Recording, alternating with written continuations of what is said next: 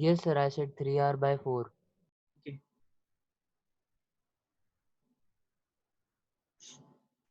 3r/4 आएगा इसका answer. देखते हैं क्या करना होगा इसमें। देखो सबसे पहले तो मैंने कहा ना कि टर्मिनल देख लो, टर्मिनल कौन से हैं। तो इसमें तुम टर्मिनल देखोगे तो टर्मिनल एक ए है और एक ये एफ है। अब हमको विजुलाइज ये करना है कि क्या कोई ऐसा प्लेन है जो इस फिगर को एग्जैक्टली टू हाफ्स में डिवाइड करे, और वो जो दोनों हाफ्स होने चाहिए वो एक दूसरे के लिए ऑब्जेक्ट इमेज जैसी सिमेट्री बनाने चाहिए। तो तुम अगर देखो ध्यान से तो यहाँ पे ऐसा पॉसिबल होगा। इस तरह से देखो, इस तरह से देखो अगर, तो ये मैंने एक प्लेन बनाया हुआ है।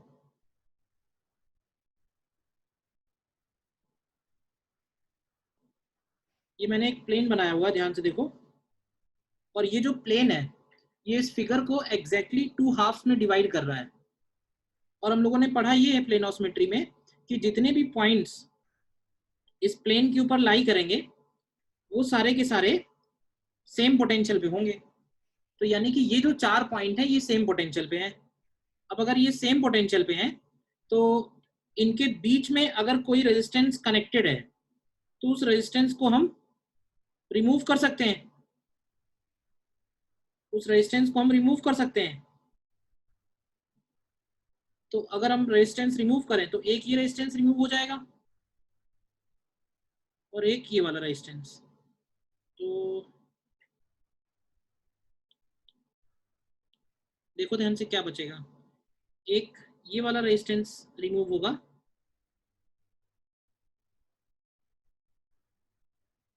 एक ये रेजिस्टेंस रिमूव हो जाएगा और एक ये रेजिस्टेंस रिमूव हो जाएगा। ध्यान से देखना, कहीं डाउट है बताना।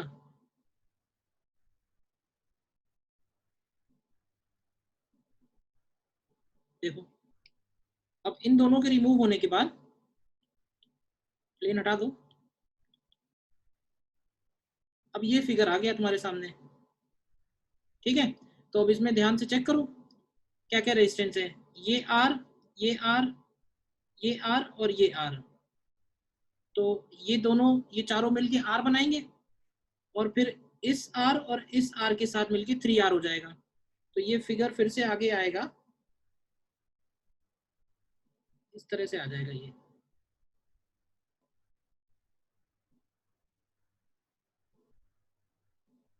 और ये पॉइंट ए है और ये पॉइंट एफ है। तो ये आंसर 3r/4 बनेगा। देखो ध्यान से बताओ क्लियर है या नहीं।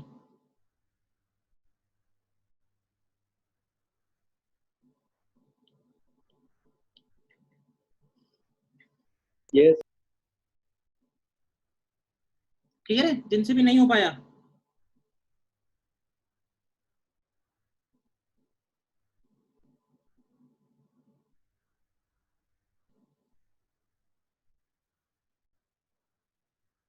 ठीक है ना।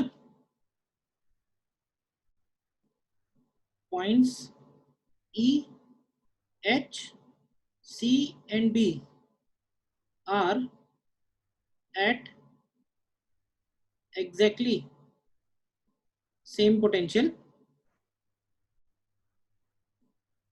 hence resistance between them can be removed. Hence resistance connected between them can be removed. ठीक है, तो ये तो था सेकेंड मेथड जिसको हम लोगों ने बोला यूजिंग प्लेन ऑफ सिमेट्री। एक सिमिलर टाइप का मेथड और है थर्ड, और उसको हम लोग बोलते हैं using current input and output symmetry. Using current input and output symmetry और करंट सिमेट्री सिंपली। तो देखते हैं इसमें एग्जांपल लेके ही देख चलते हैं।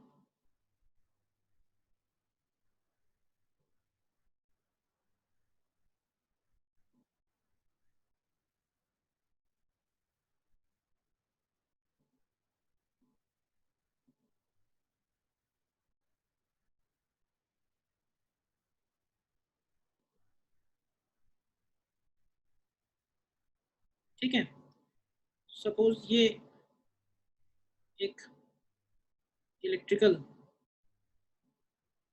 सर्किट है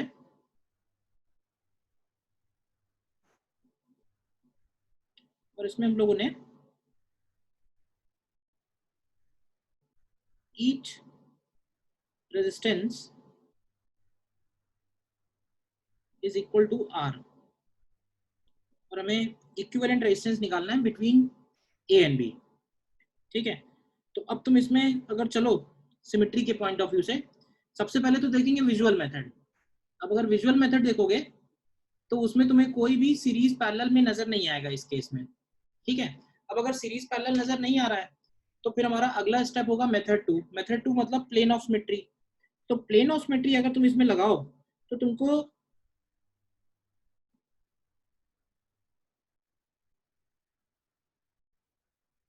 यहाँ पे एक ऐसा प्लेन मिलेगा, ध्यान से देखो। ठीक है, और हम बोल सकते हैं कि ये जो प्लेन है ये इस केस में प्लेन ऑफ सिमेट्री की तरह काम करेगा, क्योंकि इस प्लेन के अबाउट तुम ध्यान से देखो तो इस सर्किट में सिमेट्री है। अब अगर कोई पॉइंट प्लेन ऑफ सिमेट्री पे पड़ रहा है तो हमारे पास क्या थ्योरी है, हम ये बोल सकते हैं कि अगर एक ही पॉइंट पड़ रहा है तो हम उस एक पॉइंट को मल्टीपल पॉइंट्स में ब्रेक कर सकते हैं। ठीक है, उस एक पॉइंट को मल्टीपल पॉइंट्स में ब्रेक कर सकते हैं। यानी अगर हम इसको रीड्रॉ करें इस सर्किट को तो ये केस आ जाएगा और इसमें हम लोग ऐसे बोल सकते हैं ये जो बीच वाला पॉइंट है इसको हम हटा दें, देखो ध्यान से, और इसको इधर कनेक्ट कर दें और इसको इधर कनेक्ट कर दें। ऐसा हम तभी कर सकते हैं जब नए पॉइंट्स जो फॉर्म हो रहे हैं वो नए पॉइंट्स भी उसी प्लेन ऑफ सिमेट्री पे पड़े। तो अगर ऐसा पॉसिबल है तो हम ऐसा कर सकते हैं, सबसे पहला पॉइंट। लेकिन ऐसा करने के बाद भी ये सर्किट पूरी तरह सॉल्व नहीं होगा, ध्यान से चेक करो तो, क्योंकि इसमें देखो ध्यान से ये वाला पोर्शन तो सॉल्व हो जाएगा भाई, आर आर, ये दोनों आर किस में हो जाएंगे, ये आर और ये आर सीरीज में 2r, और इसके साथ पैरेलल में तो ये बन जाएगा 2r/3।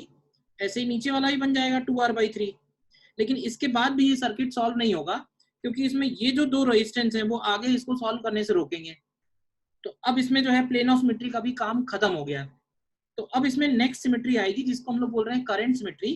करंट सिमेट्री में क्या करते हैं कि करंट की तरह थोड़ा सोचना पड़ेगा हमको। करंट की तरह सोचने का मतलब ये है कि सपोज टर्मिनल ए से आई करंट एंटर होगी और टर्मिनल बी से उतनी ही आई करंट एग्जिट होगी।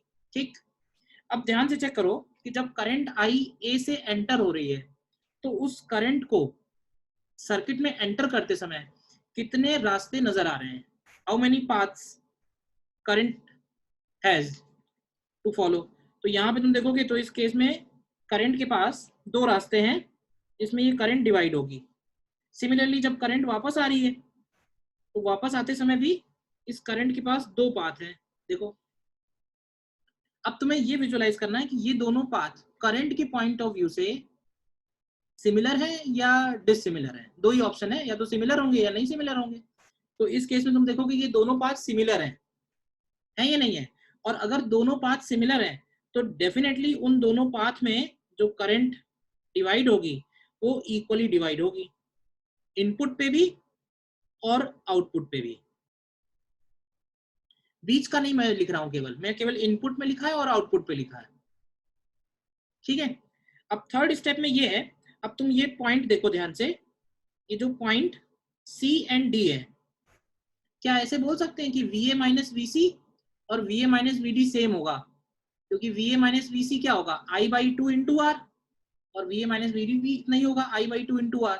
अब जब दोनों सेम होंगे तो इसका मतलब पॉइंट सी और पॉइंट डी सेम पोटेंशियल पे है, और अगर सेम पोटेंशियल पे है तो इनके बीच में लगे हुए रेजिस्टेंस को हम हटा सकते हैं।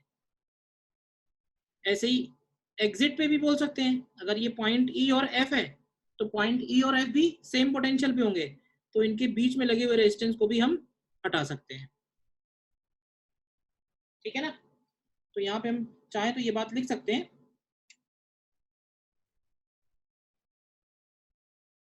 Current is divided equally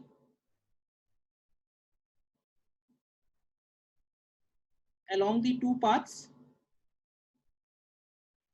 hence VC equal to VD and VE equal to VF।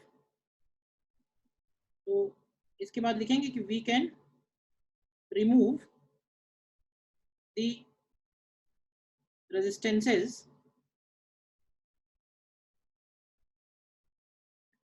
connected between them।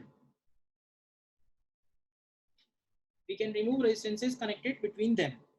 तो अगर तुम इनको रिमूव करोगे तो बताओ फाइनली, एक और फिगर बनाऊं या समझ में आ गया? ये दोनों हटा दो, केवल बीच वाले दोनों। तो देखो यहाँ से क्या बनेगा भाई, इतना पार्ट हम लोगों ने निकाला था तो ये आया था 2r/3, और 2r/3 में ये r और ये r ऐड होगा, तो ऊपर वाला पोर्शन बन जाएगा 2r/3 प्लस 2r। तो देखो ये हो जाएगा 8r/3। तो ऊपर का पोर्शन ये पूरा 8r/3 और नीचे का पोर्शन भी पूरा 8r/3। तो ये टोटल मिला के कितना आ जाएगा? तो ये टोटल मिला के 4r/3 आ जाएगा आंसर। देखो, तो इस क्वेश्चन में करंट सिमेट्री और प्लेन ऑफ सिमेट्री दोनों ही यूज हुई।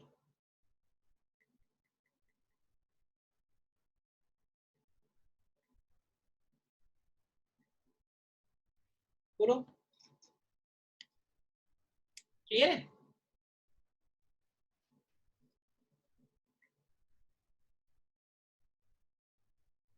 जो जब पॉइंट सेम पोटेंशियल पे हैं तो उन सेम पोटेंशियल वाले पॉइंट्स को हम आपस में ज्वाइन भी कर सकते हैं, और अगर उनके बीच में कोई रेजिस्टेंस लगा हुआ है तो उसको हम हटा भी सकते हैं।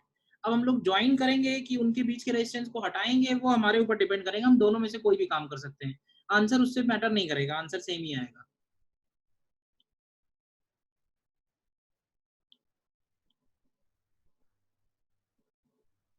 बताओ क्लियर है या नहीं?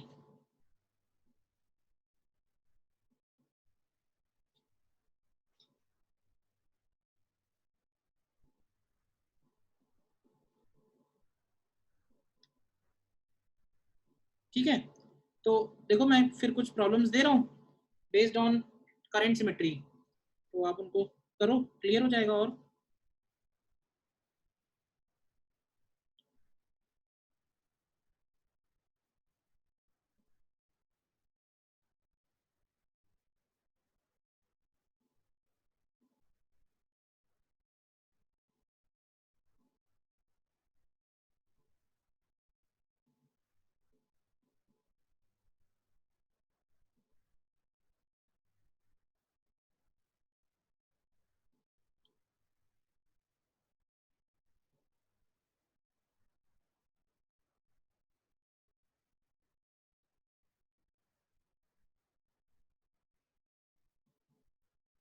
Point A B C D E F, ये रेजिस्टेंस जो ट्राइंगल पे लगे हैं वो 2 ओम है,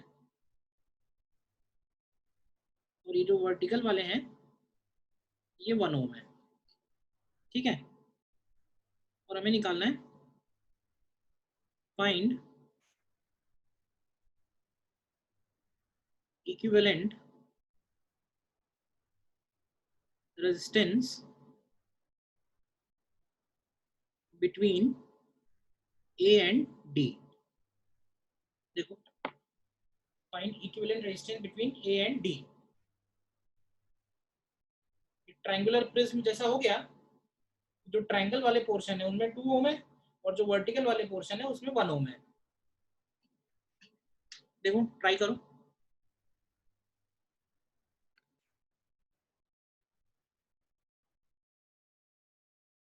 देखो यहाँ पे भी हम उसी तरह से बोलेंगे कि अगर हमें ए और डी के बीच में निकालना है तो करंट ए से एंटर होगी और करंट डी पे एग्जिट होगी।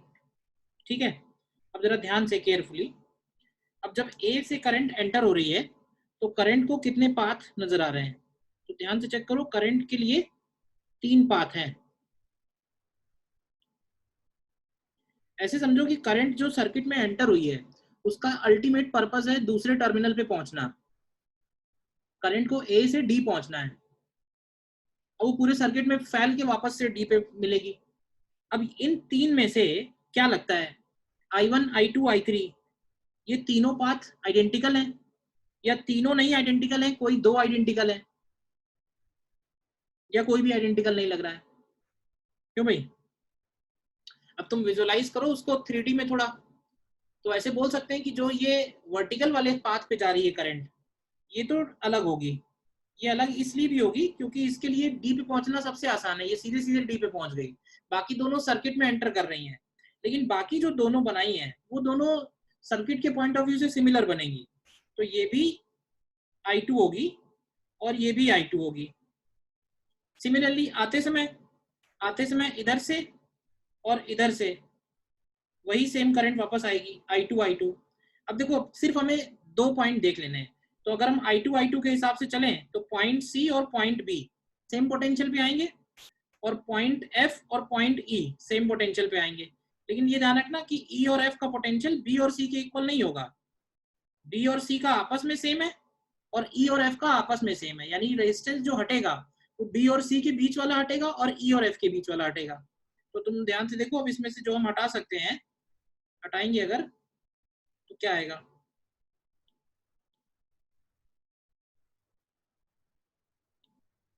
एक ही हटा दो,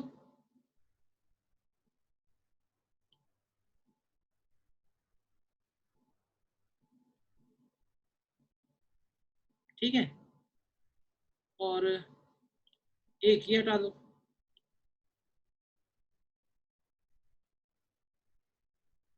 देखो ध्यान से, तो अब ये सर्किट बचा है, अब ये बचेगा तो तुम ध्यान से देखो, अब ये 2 ये 1 और ये 2 ये तीनों सीरीज में हो गए, कितना हो गया 5, इसके बाद ये 2 ये 1 और ये 2 ये भी हो गए 5, तो 5 और 5 पैरेलल में हो गए 5/2 और वो 5/2 और इस 1 के साथ ये हो जाएंगे पैरेलल में फिर से, तो 5/2 इंटू 1 अपॉन 5/2 प्लस 1, तो यहाँ से आंसर कितना आ जाएगा 5/7 आ जाएगा।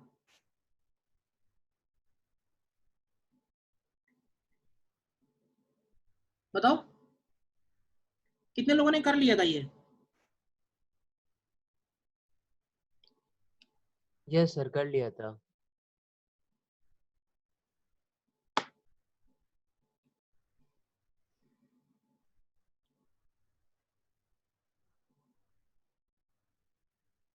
और देखो इसी में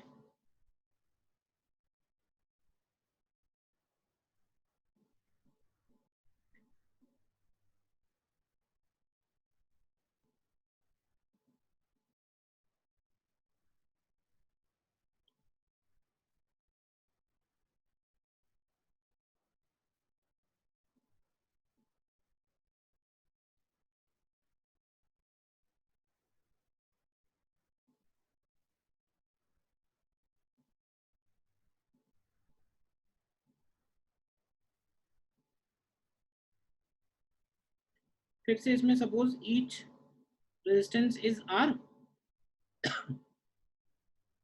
और हमें फाइंड करना है ए पार्ट में resistance between A and B and B part में resistance between A and G, A और बी के बीच में और ए और जी के बीच में, ए और सी के बीच में हम लोग निकाल ही चुके हैं पहले, ए और सी के बीच में हम लोग निकाल चुके हैं।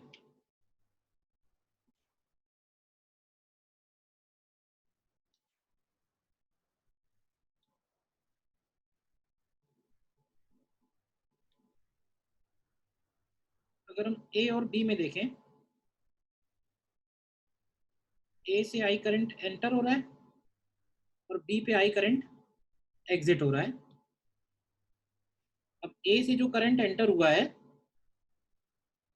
वो बी पे पहुंचने के लिए 3 रास्ते हैं, और डी पे जो करंट वापस आ रहा है वो भी 3 रास्ते से वापस आ रहा है।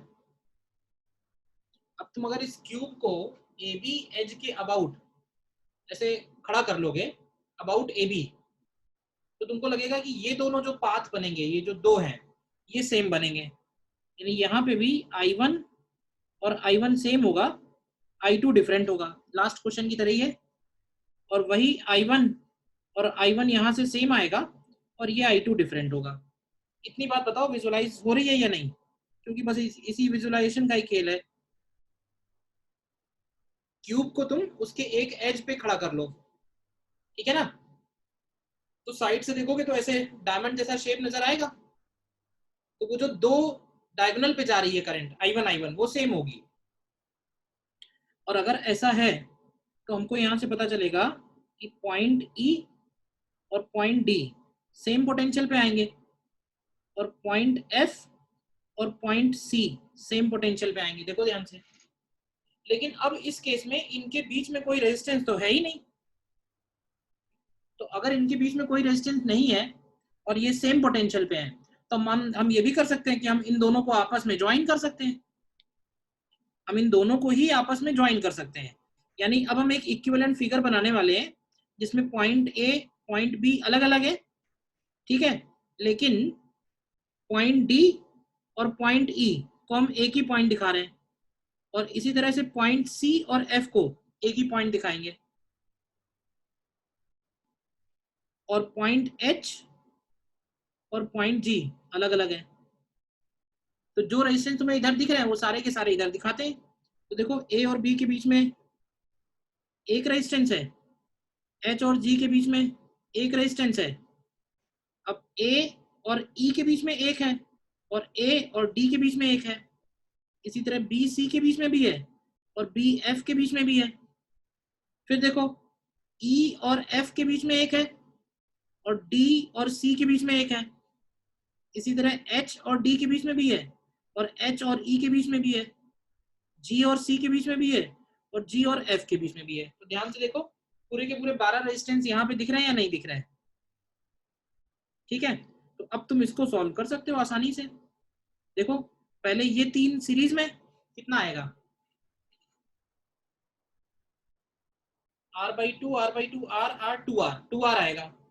तो ये 2R इसके साथ ये बनेगा R/2, तो 2R और R/2 पैरेलल में कितना आएगा, और फिर इनके साथ फिर से सीरीज में, और इसके साथ फिर से पैरेलल में। करो सॉल्व, बताओ क्या आता है।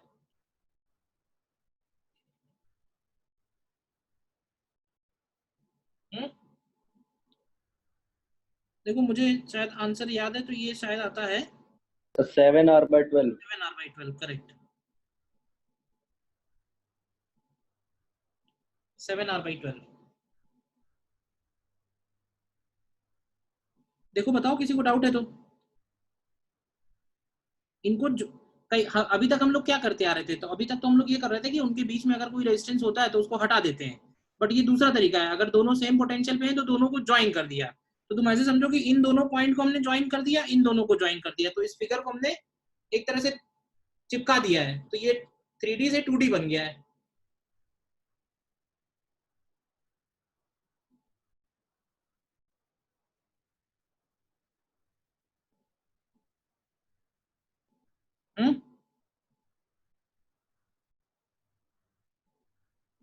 ठीक है,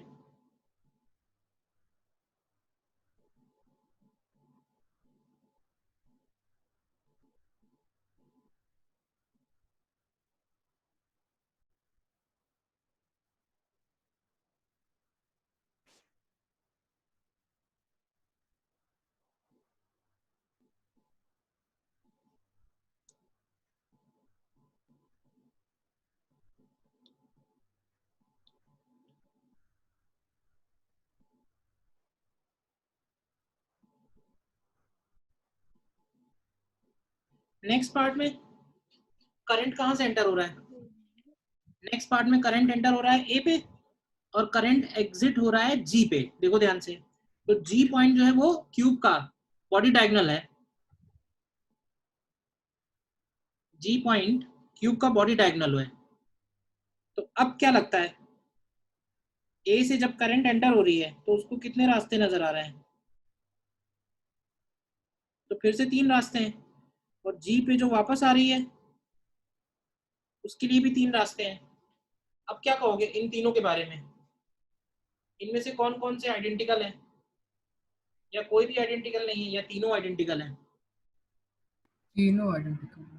अब ये तुम्हें विजुअलाइज करके ही आएगा ये बात कि तीनों आइडेंटिकल है या 2 आएंगे। तुम एक क्यूब विजुअलाइज करो और सोचो कि उसके बॉडी डायगोनल पे है, तो एक नीचे वाले कॉर्नर से करंट एंटर हुई और ऊपर वाले कॉर्नर पे पहुंची। तो अगर हम एजी लाइन को ज्वाइन करें तो ऐसे बोल सकते हैं ना कि अबाउट एजी लाइन पूरा का पूरा क्यूब सिमेट्रिक है, अबाउट एजी लाइन पूरा का पूरा क्यूब सिमेट्रिक है। तो यहाँ पे ये तीनों ही पाथ आइडेंटिकल है, और तीनों आइडेंटिकल है तो हम डायरेक्ट बोल सकते हैं इन तीनों में जाने वाला जो करंट होगा वो I/3 होगा, और इसी तरह से इधर से आने वाला करंट भी I/3 होगा। अब अगर ऐसा है तो पॉइंट E, पॉइंट D और पॉइंट B ये तीनों एक ही पॉइंट बनेंगे। पॉइंट E, पॉइंट D और पॉइंट B ये तीनों एक ही पॉइंट बनेंगे। इसी तरह से पॉइंट H, पॉइंट F और पॉइंट C,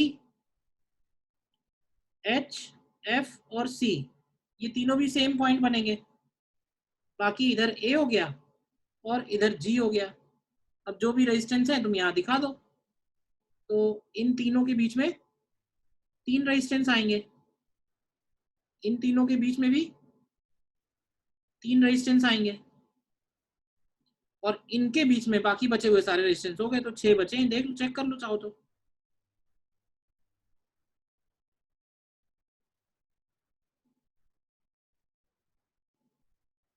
ये सिचुएशन है, तो ये आंसर कितना हो जाएगा, ये 5R/6 5R/6 हो जाएगा।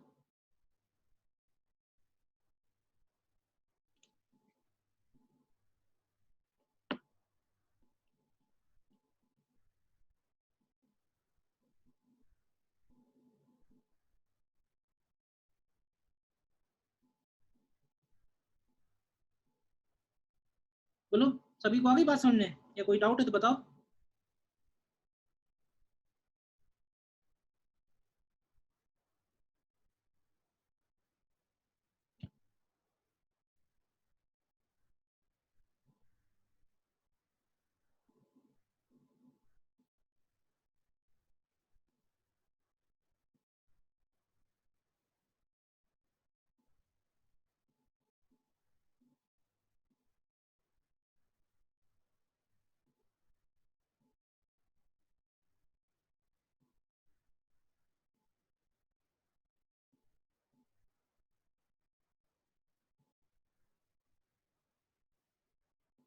ठीक है,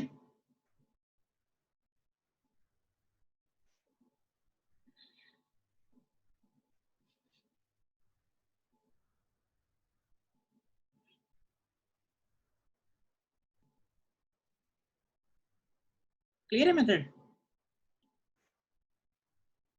देखो मैं फिर से ये बात बोलूंगा कि अभी आज तक जो आईआईटी में क्वेश्चंस आए हैं वो सारे के सारे क्वेश्चन विजुअल मेथड और व्हीटस्टोन ब्रिज इन्हीं दोनों पे पूछे गए हैं।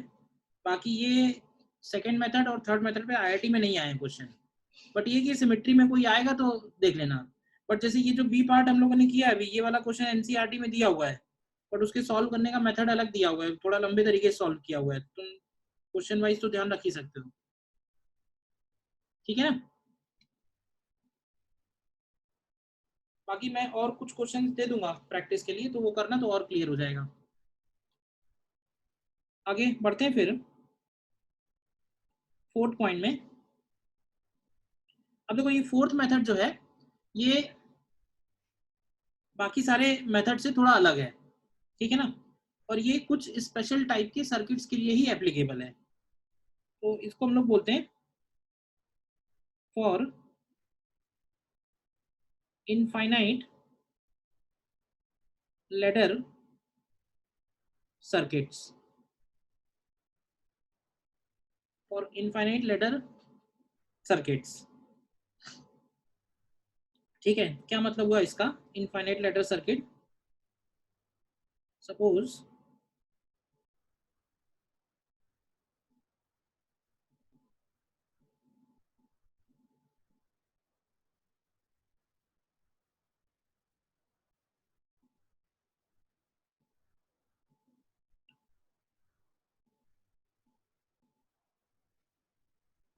ये एक सर्किट गिवन है, पॉइंट ए पॉइंट बी, ठीक है, और इस तरह से ये रेजिस्टेंसेस दिए हुए हैं।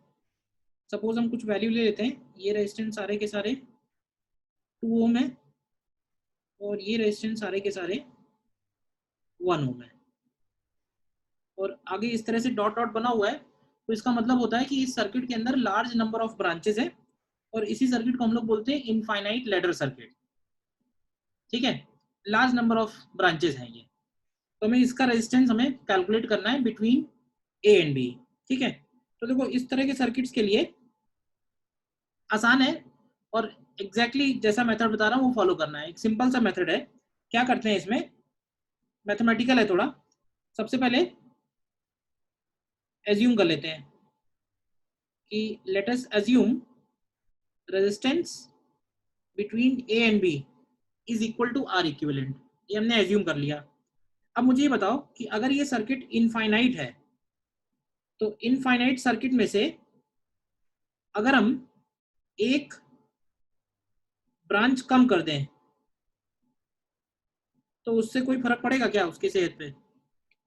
बोलो। मैंने एक डॉटेड लाइन बनाई, और डॉटेड लाइन बना के पॉइंट सी और पॉइंट डी नए क्रिएट कर दिए, या ऐसे कह लो कि हमने पॉइंट सी और डी के लेफ्ट वाला सर्किट हटा दिया, तो पॉइंट सी और डी के राइट में जो सर्किट बचा है पूरा का पूरा, क्या उस सर्किट में और ओरिजिनल सर्किट में कोई भी फर्क नहीं पड़ेगा, क्योंकि इनफाइनाइट नंबर ऑफ ब्रांचेस हैं। तो इसको ऐसे देखते हैं कि पॉइंट ए हो गया, पॉइंट सी हो गया, ये हो गया पॉइंट सी, ये हो गया पॉइंट डी, और ये वाला रेजिस्टेंस हो गया 1 ओम, और इधर रेजिस्टेंस है 2 ओम। तो ये बताओ कि सी और डी के राइट में जो सर्किट हमने हटा दिया है, क्या वो सर्किट और ओरिजिनल सर्किट सेम है? और ओरिजिनल सर्किट का रेजिस्टेंस हमने कितना एज्यूम किया है, आर इक्विवेलेंट। तो ऐसे बोल सकते हैं कि जो हमने हटाया है इसमें से, अगर हम उसको वापस ला के जोड़ना चाहें तो हम उसको जोड़ सकते हैं, लेकिन ये वैल्यू हो जाएगी कितनी, आर इक्विवेलेंट। ये बताओ, ये स्टेप क्लियर है या नहीं? सी और डी से हमने सर्किट को कट किया है यहां से, ठीक है। तो मैं ये कह रहा हूं कि ये जो सर्किट बचा, ये सर्किट का रेजिस्टेंस भी तो आर इक्विवेलेंट ही होगा। तो हमने जब इसको हटाया, यहाँ पे हमने आर इक्विवेलेंट यहाँ जोड़ दिया लाके। तो अब क्या है कि अब अगर हम इसको सॉल्व करते हैं इस सर्किट को, तो इसका आंसर भी आर इक्विवेलेंट ही आना चाहिए। मैथमेटिकली तो सेम ही होना चाहिए ना। मतलब ये है कि उसमें हम कुछ ऐड कर रहे हैं तो उससे ओवरऑल वैल्यू पे फर्क नहीं पड़ रहा है, क्योंकि नंबर इनफाइनाइट है। तो देखो अब इसको तुम सॉल्व करोगे तो यहाँ से आर इक्विवेलेंट और 1 ओम पैरेलल में है, और 2 ओम के साथ सीरीज में, तो ये बन जाएगा, इस तरह से लिख लो इसको, R equivalent into 1 upon R equivalent plus 1 and plus 2 is equal to R equivalent. तो इसको देखो जरा सॉल्व करके, तो ये आएगा R equivalent plus 2 R equivalent plus 2 is equal to R equivalent square plus R equivalent. R equivalent एक cancel हो जाएगा, तो यहाँ पे एक क्वाड्रेटिक बनेगी, R equivalent square minus 2 R equivalent minus 2 equal to 0।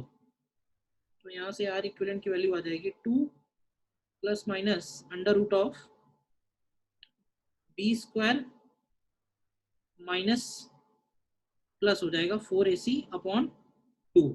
तो इसमें माइनस वाला नहीं लेंगे क्योंकि नेगेटिव नहीं होगा ना रेजिस्टेंस। तो ये आंसर देखो कितना आ जाएगा, तो ये आंसर √3 +1 ओम आ जाएगा। देखो कैसे निकाला है, क्लियर है क्या?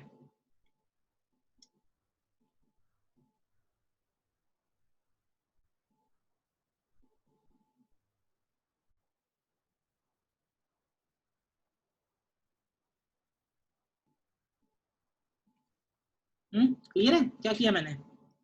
यहाँ से इसको कट कर दिया, तो ये जो सर्किट बचा, इस सर्किट को मैंने बोला कि this is equal to R equivalent. ठीक है, तो ये आर इक्विवेलेंट मैंने लाके यहाँ जोड़ दिया, मतलब इन्फिनिटी हटा के केवल एक ब्रांच जोड़ दी, और इसका आंसर भी आर इक्विवेलेंट आना चाहिए। तो इसको सॉल्व कर लिया, तो इसको सॉल्व किया तो एक क्वाड्रेटिक बनती है, तो इस क्वाड्रेटिक से ये सोल्यूशन आ गया।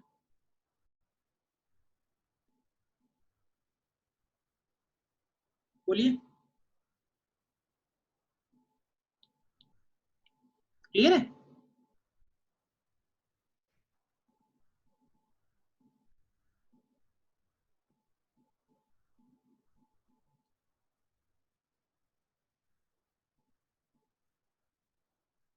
ठीक है ना?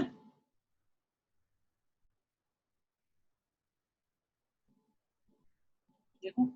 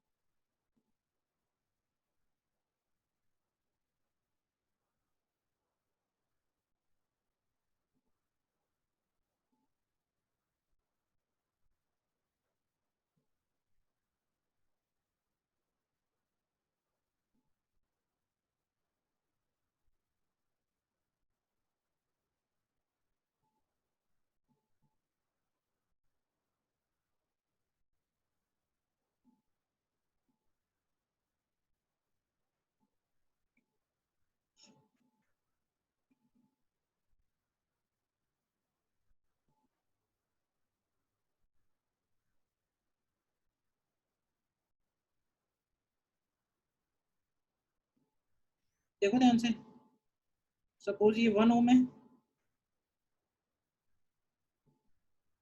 इधर वाले 2 ओम है,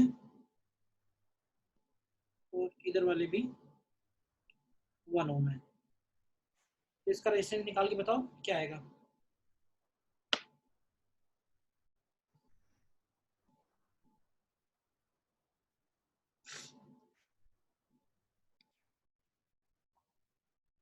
एग्जैक्टली सेम प्रोसेस है इसमें भी।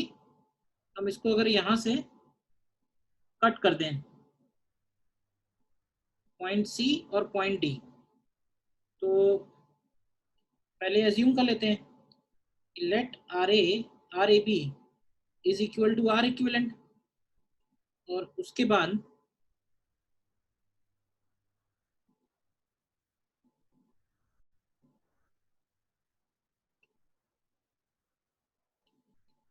ये वाला रेजिस्टेंस हो जाएगा आर इक्विवेलेंट, ये हो जाएगा 2 ओम, इधर है 1 ओम और 1 ओम। तो ये निकालो पॉइंट ए और बी के बीच में, और ये आर इक्विवेलेंट के ही इक्वल आना भी चाहिए। तो यहाँ से इक्वेशन बनेगी R equivalent is equal to 2 plus 2 R equivalent upon 2 plus R equivalent. तो कितना आता है सॉल्व करके, √5 + 1 Yes, sir. Yes, sir. आ रहा है सभी का ये? Yes, sir. Yes, sir.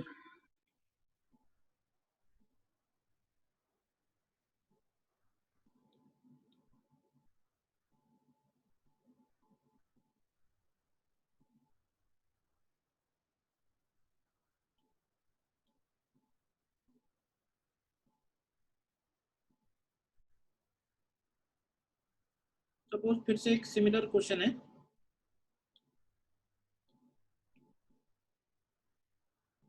ठीक है, लेकिन वैल्यूज इसमें ये 1 ओम है, 2 ओम है, 4 ओम है, 8 ओम है, ये 2 ओम है, 4 ओम है, 8 ओम है, और ये 1 ओम है, 2 ओम है, 4 ओम है, 8 ओम है। देखो बताओ इसके लिए।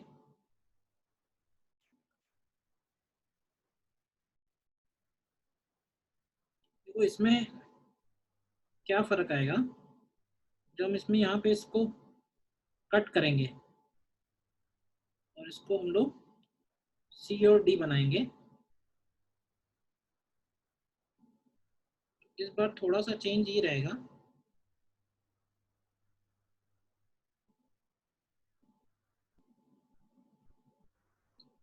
इधर तो पॉइंट ए है, बी है। मेथड तो वैसे ही लगेगा कि एक ब्रांच कम करेंगे और उसके बाद बचा हुआ सर्किट ऑब्जर्व करेंगे। लेकिन इस बार क्या होगा कि सी और डी के राइट में जो सर्किट बचा हुआ है, इसको तुम अगर ध्यान से देखोगे तो ये ओरिजिनल सर्किट नहीं है। ओरिजिनल सर्किट में रेजिस्टेंस अलग तरीके से, इसमें अलग तरीके से है। लेकिन एक खास बात है, अगर हम ओरिजिनल सर्किट के हर एक रेजिस्टेंस को 2 से मल्टीप्लाई कर दें तो ये वाला रेजिस्टेंस बन जाएगा, ये वाला ब्रांच बन जाएगा। भाई इसमें और इस पूरे में क्या फर्क है? दोनों ही इन्फिनिटी है। तो ये जो ए बी वाला है और सी डी वाले में क्या फर्क है? तो ए बी वाले में तुम अगर हर एक रेजिस्टेंस को 2 से मल्टीप्लाई करोगे तो सी डी वाला बन जाएगा। इसका मतलब है कि ये जो बचा हुआ पार्ट है, इतना जो हमने अलग किया और यहाँ जोड़ रहे हैं, तो ये 2R इक्विवेलेंट होगा। यही फर्क है। तो ये 2R इक्विवेलेंट आएगा, लेकिन ये सॉल्व करने के बाद R इक्विवेलेंट ही आना चाहिए। तो यहाँ पे इक्वेशन बनेगी R equivalent is equal to 2 plus, ये हो जाएगा 4R equivalent upon 2 plus 2R equivalent. तो देखो यहाँ से सॉल्व करके कुछ और आएगा आंसर।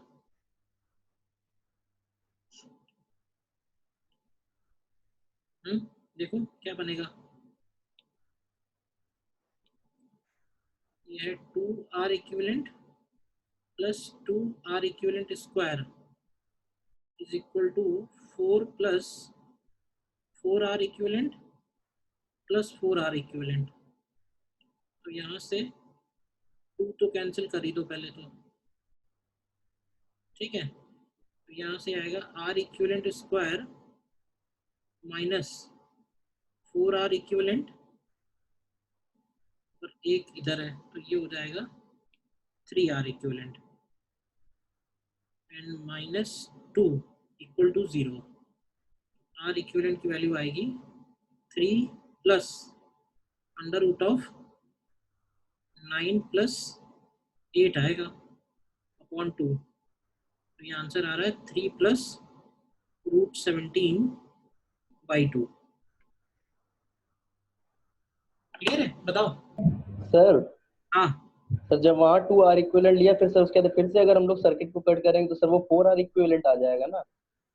नहीं नहीं, हम कट नहीं कर रहे हैं, हम ये जो इतना पार्ट हमने हटाया, यस सर। और जो हटाया उसकी वैल्यू कितनी है? 2R equivalent. तो इस ओरिजिनल सर्किट को ही हमने रीड्रॉ किया हुआ है, इस ओरिजिनल सर्किट को ही हमने रीड्रॉ किया हुआ है। नहीं सर, जैसे कि सर सीडी पे कट करा, फिर सर उसके बाद एक और बार उसी पे कट करें तो सर वहाँ 4R इक्विवेलेंट आएगा सर। ऐसे इनफाइनाइट सर्किट बन सकता है। हाँ बन जाएगा। तो सर उससे ही मैंने करा, सर उससे आंसर गलत आ रहा था। नहीं गलत नहीं आएगा। अब ये देखो, ये बिल्कुल वैसा ही है जैसे अप्रोक्सीमेशन करते हैं ना मैथ्स में। सर उससे सर 5 प्लस रूट 41/4 आ रहा था। हाँ तो देखो, अगर तुम उसकी वैल्यू निकालोगे और उसकी वैल्यू निकालोगे तो वैल्यू में बहुत ज्यादा फर्क नहीं आएगा, तुम डेसिमल में काउंट करोगे तो। बट हाँ, ऑफ कोर्स अगर तुम 2 ब्रांच छोड़ के सॉल्व करना शुरू करते हो तो थोड़ा सा आंसर अलग हो जाएगा, क्योंकि ये अप्रोक्सीमेशन है। अप्रोक्सीमेशन में हम अगर एक आध टर्म इधर उधर कर देंगे तो डेसिमल में आंसर पूरा चेंज हो जाएगा। मगर सर होगा तो वो भी सही ना? हाँ सही तो होगा ही, लेकिन अब यह ऑप्शन में नहीं हुआ तो ठीक है ना। ठीक है सर। तो जनरल तरीका यही कि हम एक ब्रांच लेके हटाते हैं, बट ऑब्वियसली वो 3-4 ब्रांचेस के बाद निकाल दो तो कुछ और आ जाएगा। बट ये कि हाँ, वो जो कुछ और आएगा वो क्लोज टू यही वैल्यू के आएगा, इसी वैल्यू के क्लोज आएगा। ठीक है।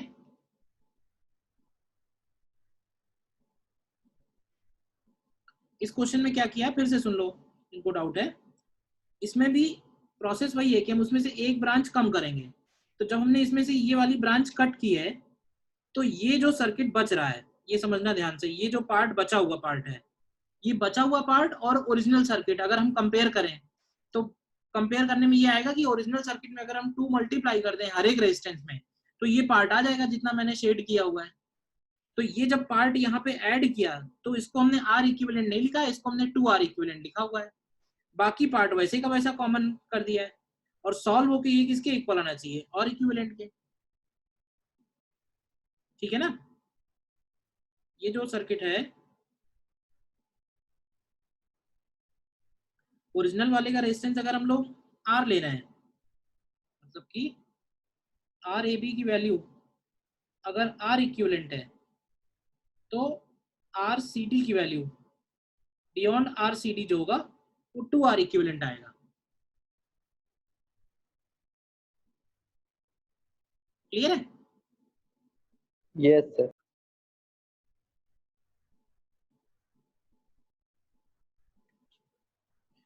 मेथड्स ऑफ रेजिस्टेंस इतने ही है।